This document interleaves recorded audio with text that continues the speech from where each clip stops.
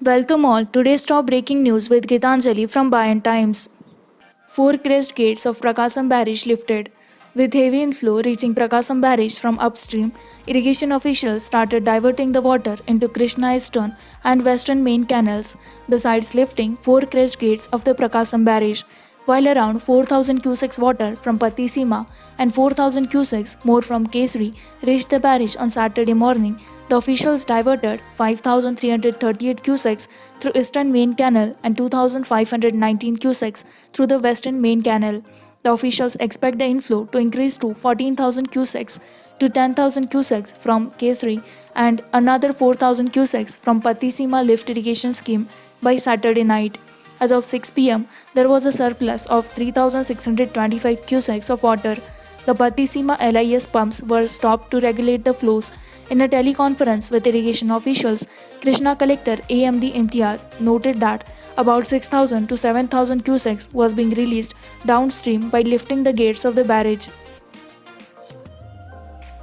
Vishakhapatnam reports 7 deaths, 66 new cases.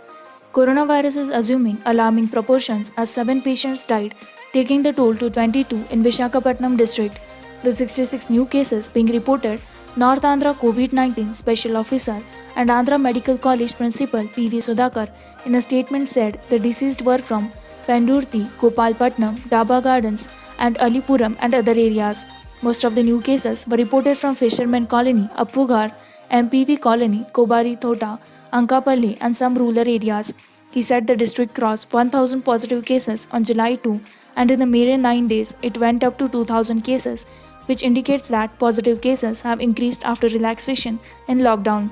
To check the rise in positive cases, following safety protocols is a must, he said. There are 997 active cases in the district and 1,002 persons were discharged from hospitals. He said while the positive cases were increasing, the number of active containment clusters have reduced to 274 from 281. There are 84 very active clusters and 190 active clusters. While 39 clusters are denotified, there are 99 dormant clusters. Union Minister Kishan Reddy visits Gandhi Hospital in Hyderabad. Union Minister G. Kishan Reddy on Sunday visited the designated COVID-19 Gandhi Hospital here and took stock of the ground situation, assuring doctors and others of the center's support in the fight against the pandemic. The Union Minister of State for Home interacted with doctors, paramedical staff and patients in the state-run hospital and inquired about the facilities being provided and measures being taken to handle the pandemic, besides inspecting the hygiene conditions, an official release said. He appreciated the efforts of the doctors and other healthcare personnel of the hospital, which also functions as a COVID care center, and expressed gratitude for their godly service, boosting their morale, he said. Reddy, who represents Secunderabad here in Lok Sabha, assured the patients and the doctors of all possible support from the central government, it added. He had visited different hospitals in the city on Saturday and spoke to the doctors and staff about testing, facilities, and measures to handle the pandemic. Nation gets 40% of medicines from Hyderabad, says KTR. IT and Industries Minister KT Ramarao said that 35 to 40% of medicines are currently being supplied to the entire country from Hyderabad. Ramarao, who virtually launched CII Center for Innovation, Entrepreneurship and Startups, said Telangana continues to remain the largest hubs for the operations and research of pharma in India. In fact, I am proud to share, since healthcare has become such an important topic, today 25 to 40% pharma produced in India is from Hyderabad. He said out of the 6 companies which were in the process of developing a vaccine for COVID-19, 4 were headquartered in Hyderabad. I hope the vaccine comes out soon and it will come from India and Hyderabad, he said. He said, Remdesivir, the drug which was being used to combat COVID-19, was also being produced in Hyderabad. Ramarao highlighted the opportunities in the life sciences sector, especially with the current situation. Chief Minister KCR issues orders on Raitu Bandhu payments. Chief Minister K. Chandrasekhar Rao directed officials to provide Raitu Bandhu payments to all farmers. If any farmer did not get the payment, identify them and extend the investment support scheme, Rao directed the officials. Returning to Pragati Bhavan from his farmhouse, where he spent 2 weeks, Rao held a review meeting on agriculture on Saturday. Agriculture Minister Singireddy Niranjan Reddy, Roads and Buildings Minister Vemula Prashant Reddy, Raitu Bandhu Samiti State President Palla Rajeshwar Reddy, Chief Secretary Somesh Kumar, Principal Finance Secretary K. Ramakrishna Rao, Agriculture Sector B. Janandan Reddy, and several other officials were present at the review meeting. Already 99.9% farmers have received Raitu Bandhu amounts. Rao expressed happiness over all farmers in the state following regulated crop system. He said it was a good sign for the future. Even though the financial situation is good due to COVID, the government provided Raitu amounts to the farmers, Rao said. Patients complain of poor quality food at hospitals to Health Minister Alla Kali Krishna Srinivas. Health Minister Alla Kali Krishna Srinivas Nani had a first-hand experience of the facilities being provided to patients in COVID-19 hospitals in West Godavari district. The minister interacted with the patients at ASRAM hospitals in Illuru, Tadepalligudam and Bhimavaram through video conferencing. During the interaction, some patients complained to him that they were being served substandard food. Others complained about the non-provision of blankets and lack of proper maintenance of bathrooms. Nani asked the officials concerned to look into the issues and sort them out immediately. There should not be any complaint in making facilities available at COVID hospitals and quarantine centers. The government is spending 500 per patient on food every day, he said, and asked people in COVID hospital or quarantine centers to call helpline 1800-233-1077 or on his personal mobile number to lodge grievances.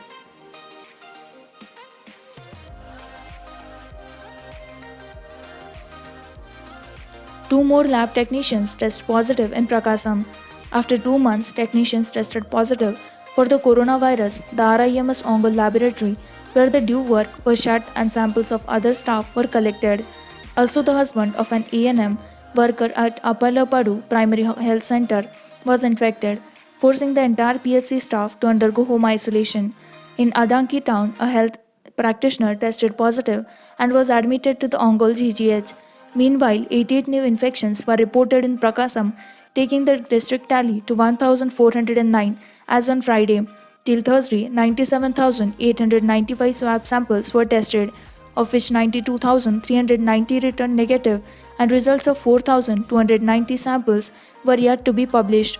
Among the fresh cases, 16 recorded in Ongole, 10 in Pamur, 5 in Mopadu, 4 in Adanki and Kovur, 3 in Cherala and 2 in Darsi, Parchur, Martur, KV Palem, Singarayakonda, Dubagonta, Kanigiri, Markapuram, Chinnaganjam, and Satanu Halapadu and Rajanagaram.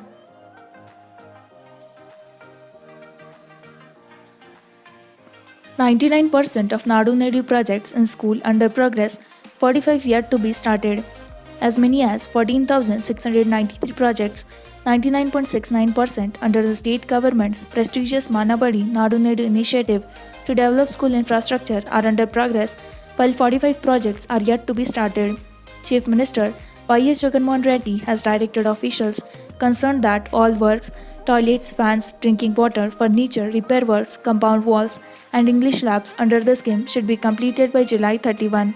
A total of 14,738 schools have been included in Phase 1 of the Nadu Nedu scheme. Of this, 14,693 projects, 99.69%, are under various stages of completion, while 45 are yet to be started. Regarding the works under these projects, a total of 57,468 have been taken up, of them 55,838, 97.16% works are under progress, while 1,630 have not been started yet.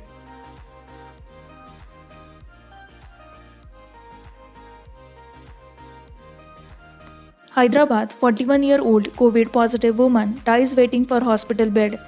Raising questions on the claims of bed availability in government hospitals, a 41-year-old COVID patient was put through hours of wait for a bed at Koti ENT and Osmania General Hospital before her death.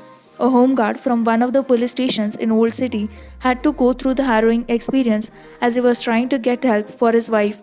The 45-year-old homeguard had tested positive for COVID-19 and likely passed it on to his wife, who died within 2 days of giving her samples. "My wife was vomiting and had high fever. We took her to Charminar Hospital.